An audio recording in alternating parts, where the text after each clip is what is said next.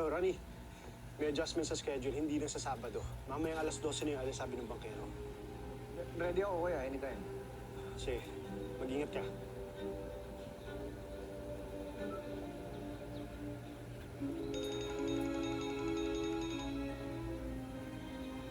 Sagutin mo, ma'am. Huwag mo ibababa ang call hanggat hindi nag-100% ng place. Hello? Isay?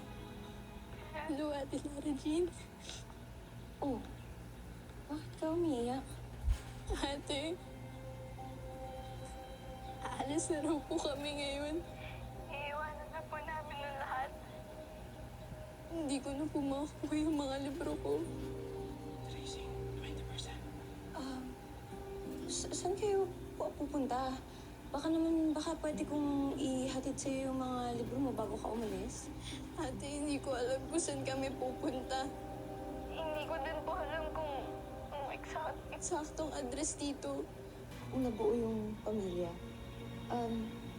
Isay, di ba patay na yung nanay mo? Ate, hindi. Hindi. Sorry kung hindi ko nasabi sa'yo. Buhay si nanay.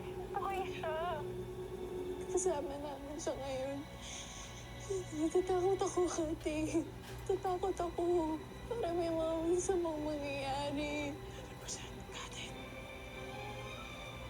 Sir, may tower malapit sa bukid. Malapit sa perimeter na to. Isang farm lot sa Barenas. Ayun, sabihin na natin kay Judge Divino at kay Madam Catalina. No!